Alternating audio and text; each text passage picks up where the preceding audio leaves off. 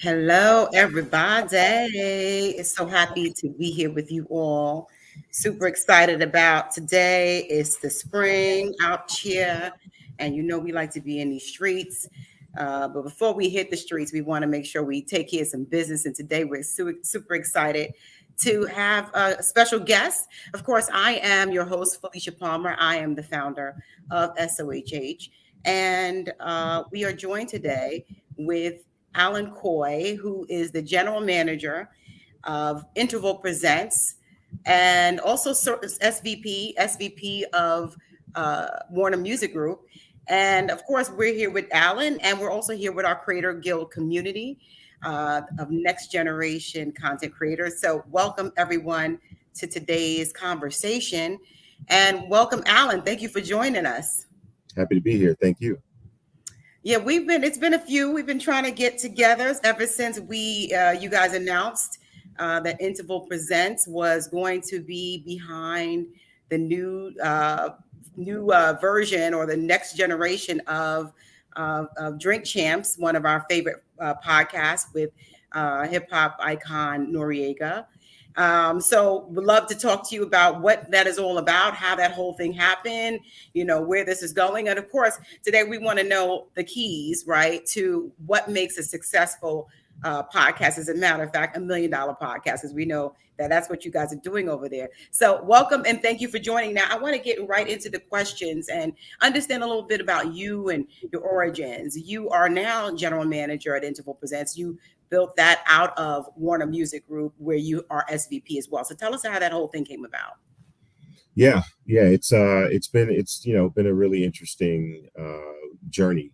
So I joined Warner Music Group about 6 years ago, just crossed the 6-year mark actually. And my background before Warner, I spent some years at Viacom. I spent some years doing sort of deal making in the financial services, investment banking, et cetera. And I joined Warner to help build out their digital strategy and business development team. So I'm the person doing the deals, the licenses with like your Apple Musics, your YouTubes, your TikToks, Amazon Music. And that purview, that role gave me a really good look into how, consumption is changing, how the platforms are changing, what the future of content consumption looks like, because you can imagine like all these platforms are building out tools to engage their users, obviously with music, which was the core of my role, but we were trying to be future forward and thinking about what's next. And as these platforms get more sophisticated around video, around other audio types of audio, whether it's like audiobooks or podcasts, like that this role kind of gave me a lens into what everyone was thinking and what the future looks like. And it's out of that role that I realized that that type of consumption around audio is kind of converging. So your Spotify's, your Amazons, all the YouTubes, like they're all sort of coalescing around like, how do we keep people engaged? It's a little bit of podcasts, it's a little bit of music, it's a little bit of video, whatever. And what we realized is we really needed the capabilities to talk to fans, connect artists with fans, really tell artist stories, and just understand the changes in consumption, how those happen. So it really that necessitates the capabilities to build out podcasts. So it's funny you say you went through this process there, but the music industry tends to be a bit entrenched, right? We know that, and when the music started going digital, the music industry resisted that, and as a matter of fact, suffered a lot because they did not jump on the digital. They resisted the whole file sharing and all of that, and it's worked out. So what was your reception when you said, hey, let's do podcast, or you saw this opening to folks? Again, this is not kind of what we do, but it is. Right. Yeah, I think it was really about the holistic, like if you buy into the hypothesis that there's a world coming where we need to be able to do things other than just make good songs, right? And if you believe that, and you don't want, like, I think and I wasn't in the industry at when we're talking about sort of like the disruption of digital, but I can tell you that the industry learned some lessons from that. And instead of like being the enemy of technology, I think there's much more of a point of view that we need to embrace technology. We need to understand it. So, most labels nowadays are, investing in technology companies. They're very sort of digital, digitally native, and thinking about how to use some of these platforms to help break artists and break new releases. So we're embracing technology in a way that I think was not possible when everyone wanted to sort of sell physical products and CDs. Mm-hmm.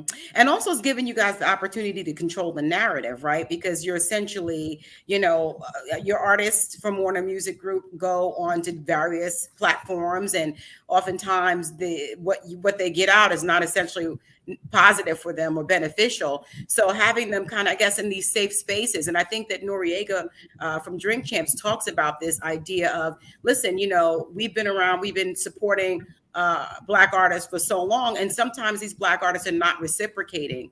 Talk a little bit about the importance of what you guys are bringing to the table in terms of making that connection for Black-owned media, Black podcasts. Yeah, we do feel like there is a value to sort of what I call separation of church and state, meaning I'm not going to sign a podcast or bring a podcast to my network and then immediately start telling them who they need to interview, and like the interview has to be positive, and I don't do that.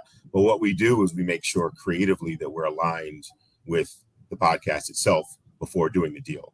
Mm-hmm. Right. So there's things that that we've been able to lean into and provide value to, and Drink Champs is a great example. Ebony K. Williams is a great example. Rap Radar is a great example.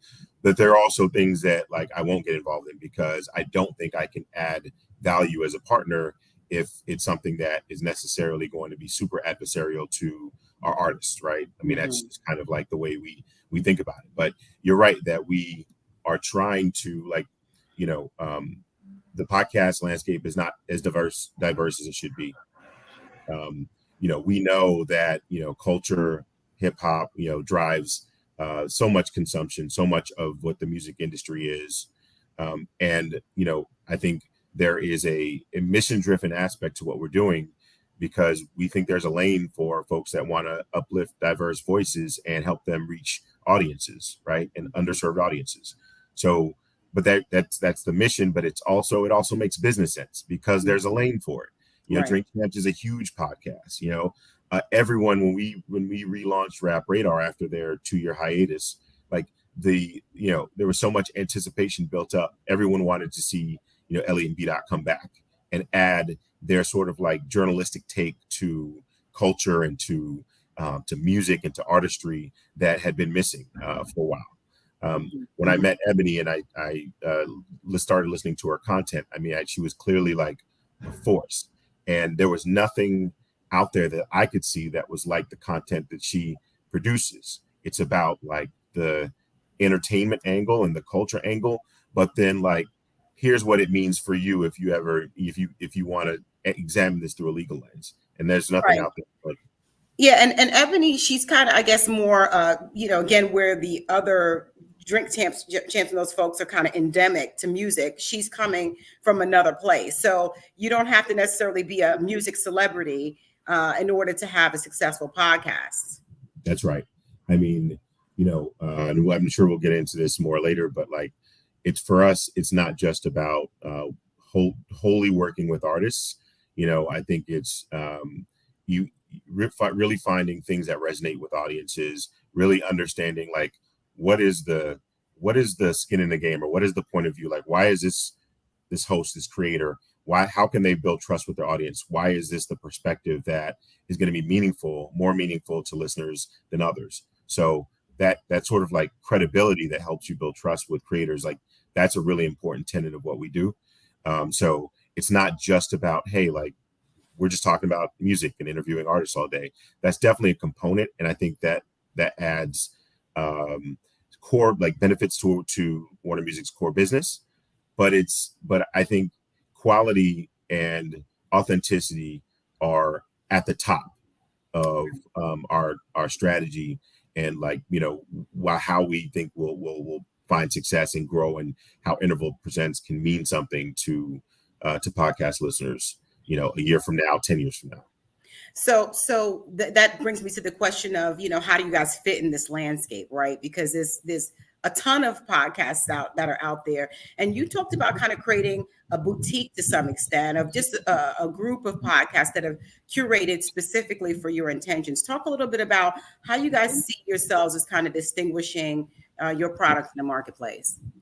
Yeah, first off, we're about quality over quantity. So we're not, we're not at this time like looking at doing 40, 50, 100 shows, and trying to be everything to everyone.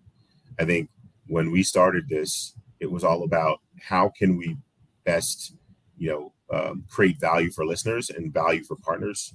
So we're trying to, kind of amplify in a way that we do when we, bring a new artist to market, right? On the music side, how do we talk to fans? How do we get them on platforms? How do we let listeners know how to find them? Right. And so it's like taking that core of what we're so good at as having the DNA of a record label and applying it to the podcast space. It also means that, like I think the thesis behind this is behind Interval Presents as a network is there's network effects.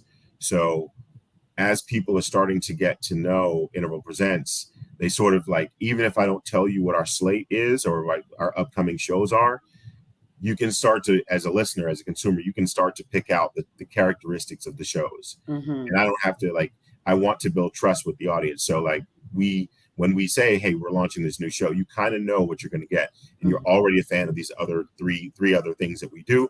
So you're more likely to listen to this next thing. So building that credibility through kind of high quality and repetition and sort of having these core tenets around our content filters has been a really important part of our strategy. Mm-hmm, mm-hmm.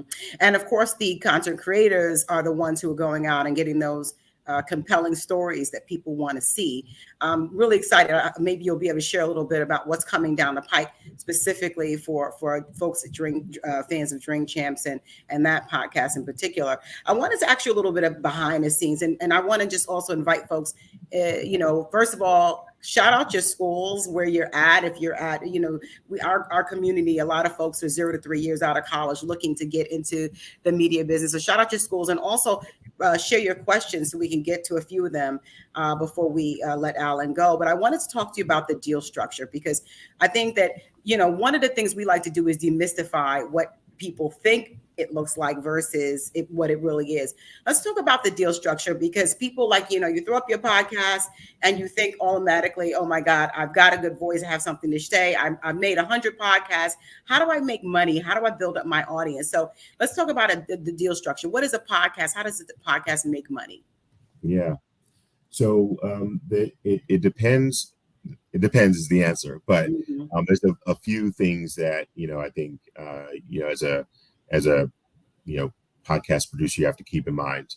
So the way that we're structured as a network, I partner with producers, talent, production companies, etc. So I don't have in-house studios. I have a very lean production development team, marketing team, operations team, business development team. So what we do is we go out and look for podcasts that we think we can help in some form or fashion, right? And it doesn't have to be there's not a threshold. So we've done everything from partnering with people who, never hosted a podcast before, but they have a strong idea, and it's an idea that I think we can get behind. So, that deal looks a certain way. And, the business terms are structured around okay, in that situation, I'm going to be very heavily involved in development and production. In certain cases, I've taken an individual host or a podcaster, paired them with a production company, really gone through the format of the show, listened to a bunch of cuts of the interviews, given comments. There's another podcast where I'm reading scripts and making, giving script notes. So that's one end of the spectrum. And those deal terms will reflect that, because those are a little bit more like we're heavily involved in every step of the process. Right. As you So can that's imagine. on the front end is a little bit more development work. So this one you're going to be involved in a different way versus Right. someone who kind of like Drink Champs, they're already fully set up. They've got a strong audience behind them. So a structure like that would be more so what? Yeah. So a structure like that will be just like that. So we're a lot more hands off when it comes to production. Our job is to handle distribution, marketing, and help them monetize. Right. So that's like there's a very sort of discrete lanes that we want to play in. But the idea is really around all these things is like we think of the podcast as a brand of itself, in and of itself. From a money monetization perspective, like the main way podcasts make money is through ads. Mm-hmm. And so all of the shows that we have will be ad supported. There's also situations where a platform might come along and say, hey, we want this show exclusively, and we'll underwrite that, so we'll give you a license fee for that. So Mm-hmm. those are deals are less frequent than they used to be, but that's another way. We also want to make sure that we are partners around other things, right? So it's not just about how many ads can you sell. It's also about, like, as a brand, can we help you do things like merch? Can we help you think about what a subscription product might look like? Mm-hmm. If a content buyer comes along, they want to adapt some aspect of the podcast into a TV show or film, like we want to be partners on that. So we're trying to bring like a full suite of kind of business tools and acumen to these brands, to these podcasts, and really see if we can help drive value for them there. And that's where your role, as SVP, you had already been interacting with a lot of these different brands and creating these collaborations. So this is kind of where you're bringing that over. So you're able to structure deals with brands that are synergistic with the podcast that the podcast brand that you guys are working on. So when we see product placement, we see a lot of course, Drink Champs is alcohol placement. You guys are involved with product placement. You're involved with developing sponsor relationships for these type of podcasts. And in terms of extending their reach, how do you help them build a large reach, a wider reach? Drink Champs, for instance, is very successful already. What's the goal in terms of how do you guys contribute to the audience development for them? Yeah, that's a great question. I mean, it's really looking at the data, and that's another aspect that you can't overlook. You get as much data from all these platforms as you can. Mm-hmm. You try to market to geographies or through platforms to different demos that help them build upon what they already have. So we're doing a lot of experiments around how can we use social media to market Drink Champs in a different way than they have been before, and some of the experiments are yielding really good results. So we know that we can find a new audience for them if we're effective at marketing the show through some of these social media platforms. So that's like one clear, easy win in the short term. But you get as much data as possible, and you look for ways to drive audience, drive listenership through the data. Some of these platforms, for instance, will tell you what the completion rate, like how much of the podcast they're listening to. And so there have been situations where we have made suggestions to tweak the format of a show because we feel like the audience is they need to gravitate more toward the host and the host credibility rather than just tuning in to see who the next guest is, for instance. Right. So there's a lot of things like that we try to tweak and learn and partner in partnership with our podcasters to help them find more success. Right. And I would imagine that a lot of these podcasters, of course, even the celebrity ones and the folks who are more high profile, they don't necessarily know how to read their data and use their data. They're in the business of, building who's going to be the next person on the podcast and having those conversations and engaging with audiences. But the business aspect of it is something that, being able to have you guys bring that value and say, listen, people are listening for the first 20 minutes, let's make clips here, or how long should we be having these episodes, and being able to look at that and plan strategically makes a lot of sense. So that leads me to the question, why do why do podcasts fail? What is it that people are missing where they are not able to achieve the success? Like what's the numbers looking like that are not working? What should people be looking out for? Yeah. Yeah. That, like, I think the first thing you have to do is figure out what success means to you. You have to define success, Mm-hmm. and uh, realize that whatever if your success, your definition of success is lofty, then it's going to take time. Mm-hmm. So, Drink Champs, for instance, they've been at this 7 years, right? Right. I'm sure it was bumpier in the beginning. Now it's a well-oiled machine, and they just know who their audience is. They know they have their this show segments. Like, it's a well-oiled machine. I'd say, like, the problem with podcasting is there are basically no barriers to entry. So Right. anyone who can record and edit their voice essentially could create a podcast. So that means there's a lot of clutter. You have to be able to break through, and it's all about how do you break through? Right. How do you build trust with the audience? Why do they think that you are the voice they should be listening to on these subjects?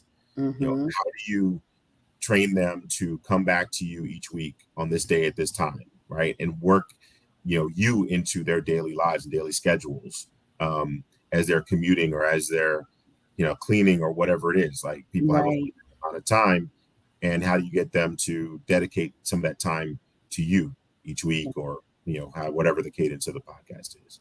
Right. And then it's like, I think at a certain point, it's very hard. There's so many elements now, because the most successful podcasts are fairly institutionalized. So that means that a lot of them have social teams, marketing teams, promo teams. They're very experienced operations people, very experienced business development people, the people looking at their data. And so when you're at the right time, I mean, there's just no way to do all those things well at once. Right. So finding the right partner who can help you with that, to help scale and take the podcast to the next level, I think is also important. Like, when we start.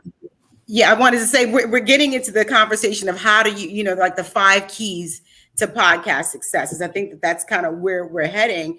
One of the things you talked about was being able to, scale your audience and grow your audience and look at your data to do that. So why don't we just kind of go through those 5 things that, how do you build success in the podcast industry? It sounds to me, people, like you said, are able to jump in very, very easily. There's very low barriers to entry, right? But the problem is that, the cost to really be successful could be significant. So, from your vantage point, what are the five things that people need to be thinking about?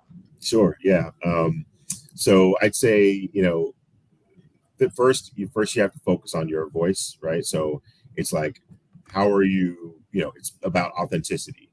Like, people can tell if you're talking about a subject that you're not really invested in, right? And so I think building that being authentic and like having some way to resonate with audience, I mean, that's one key. I'd say it also there has to be some uniqueness about what your content is. Because, as I said, there's so many podcasts now.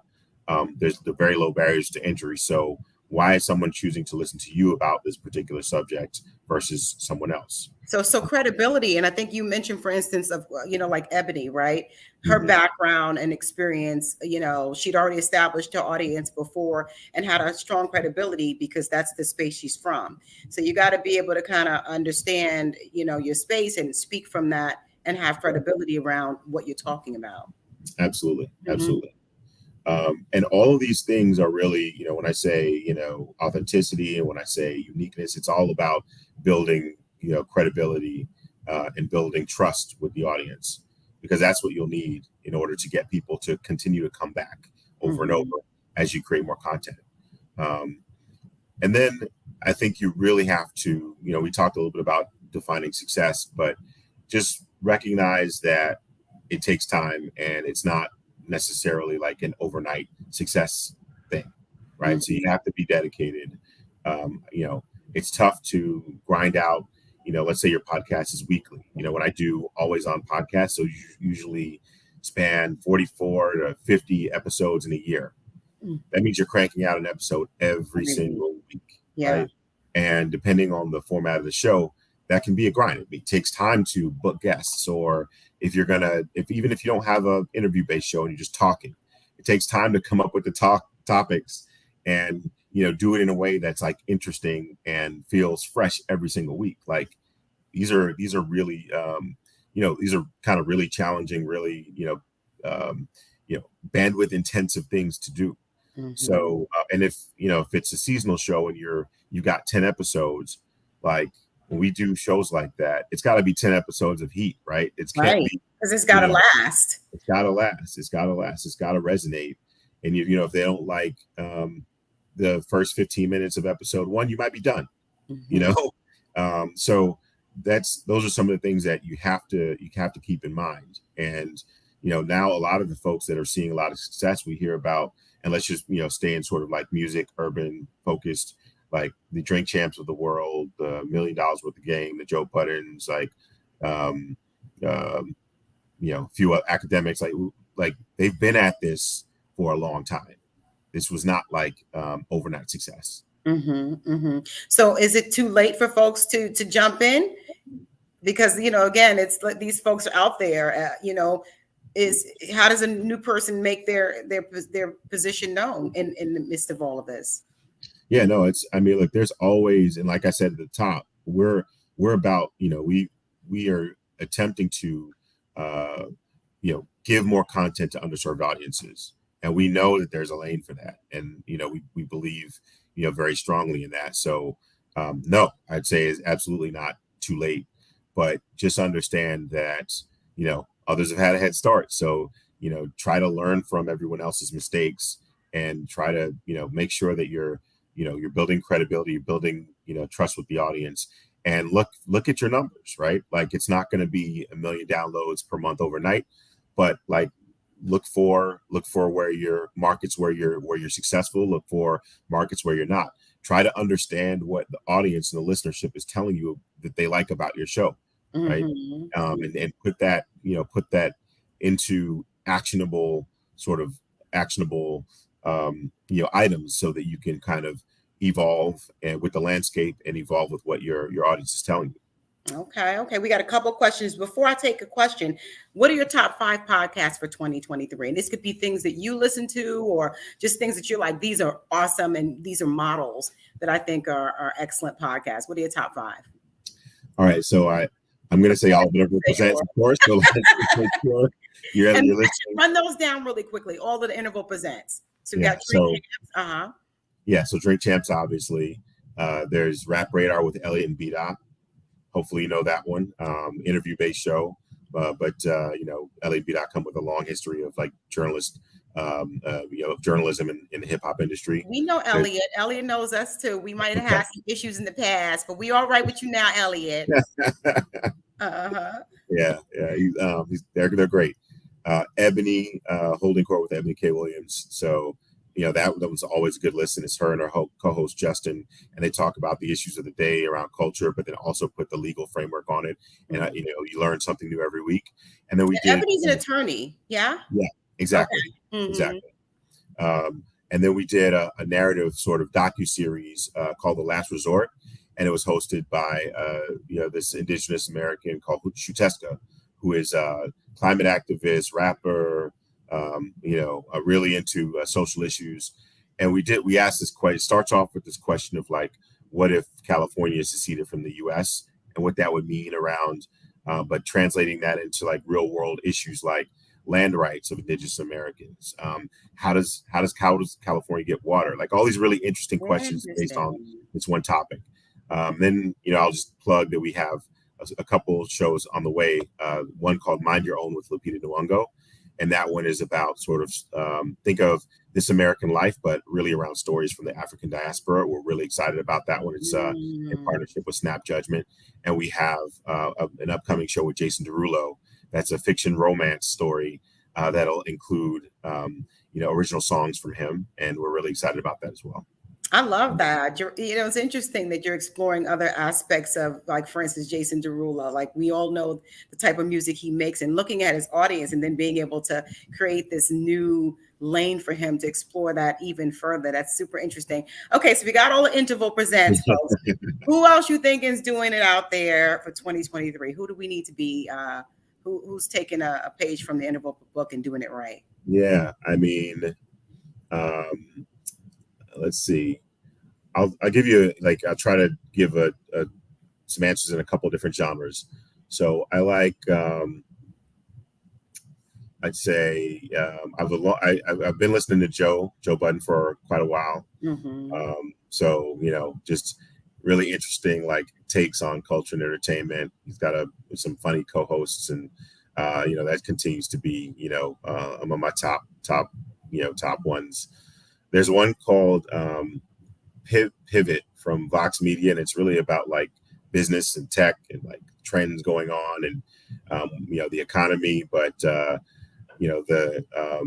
co-hosts, this guy Professor Galloway's an NYU professor, and Kara Swisher, she's like a tech reporter, journalist. They just have a really good banter back and forth. So if you're really into, like, you're learning more about business and technology, media, and the intersection of all of that, and just sort of like the business topics of the day, that's a really good one.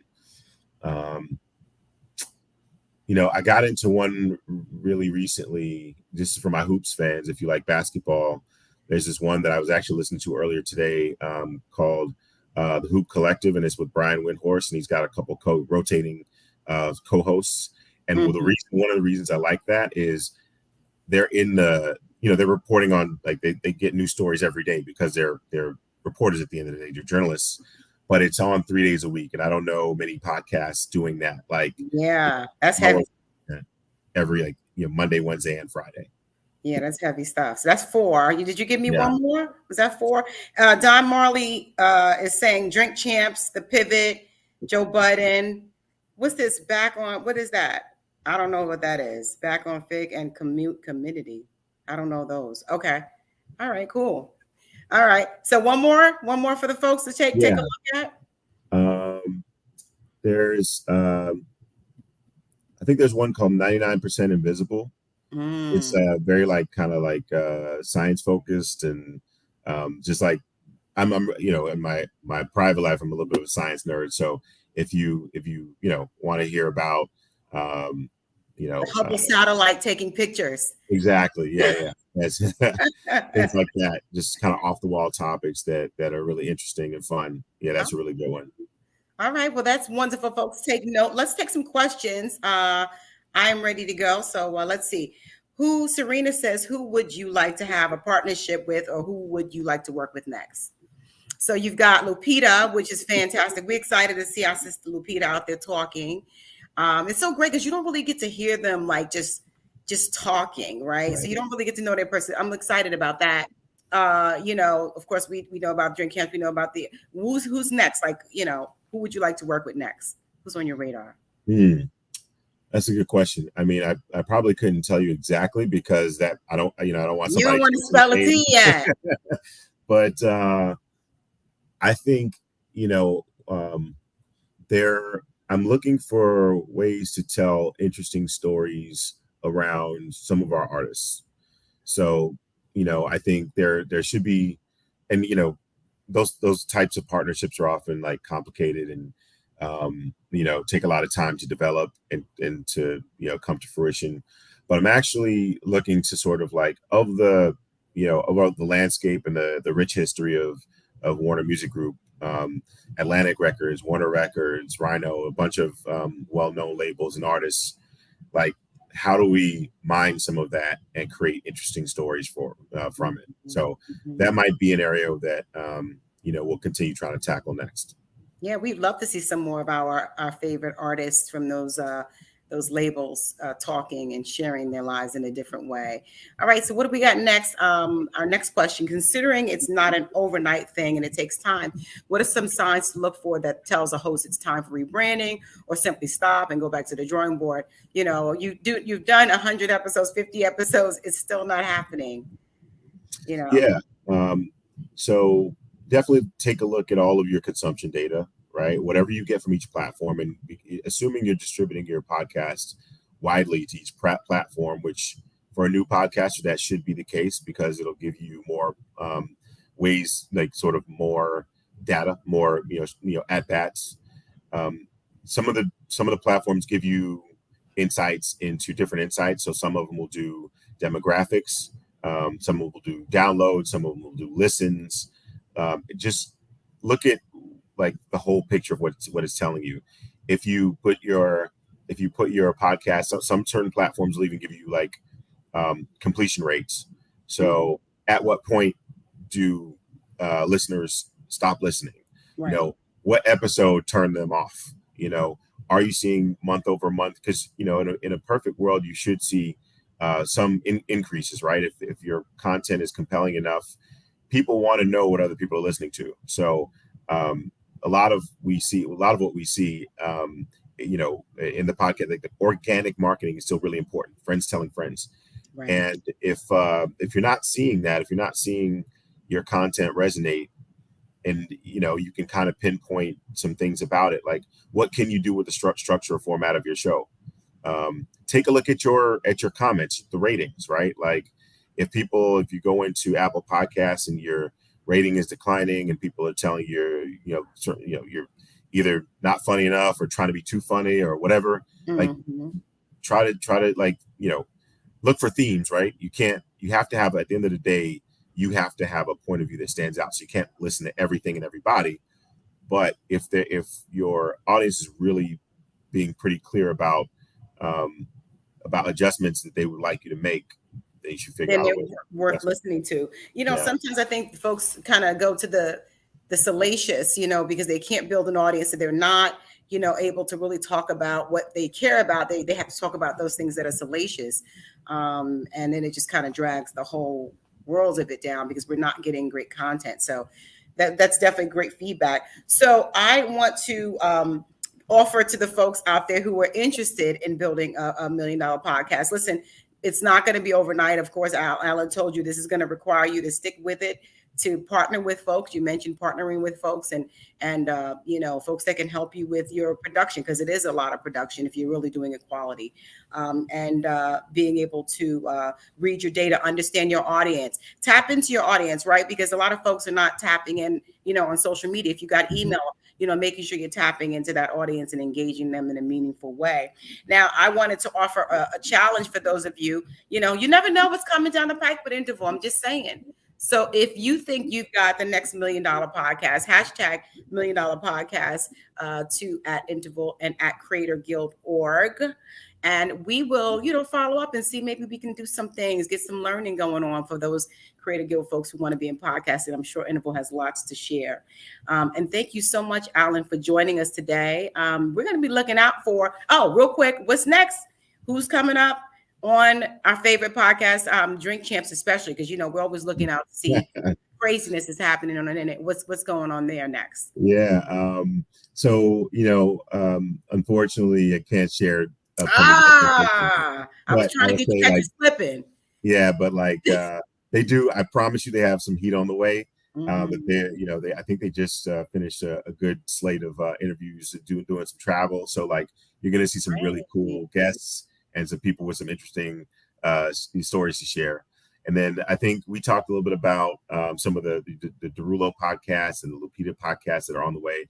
There's one that I'm actually also excited about called Amplify Color, and it's about we're producing this with in conjunction with partners called Double Elvis, and it's really about sort of the rise of Black FM and like really important figures, vignettes and stories about important figures within the Black radio space. So we talk about like current figures, whether it's like a Charlemagne or Wendy Williams, but also going way back, like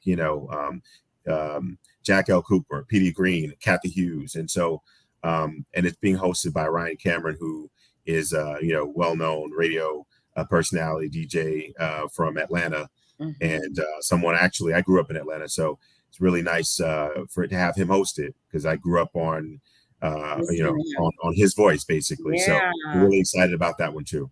Yeah, I love radio. It's funny. Radio voices never get old. They'll be like 50 years older, but they still sound the same. So they always to you are the same. And he must have plenty of stories. They're going to have lots of stories to share about, what's happened and what they've seen over the years. So that should be pretty good to tap into also. Well, thank you, Allan. I appreciate you all. We appreciate you all. Don't forget, guys, to hashtag $1 Million Podcast and tag at Interval and at CreatorGuild. Listen, tag us because we'll follow up with them, to tag us, and we'll make sure we reach out to them and say, hey, they want it. We'll see what we can bring for you guys. Thank you so much. Have a This is great. All right. Thanks so much. I appreciate it. All right. Bye-bye. Okay.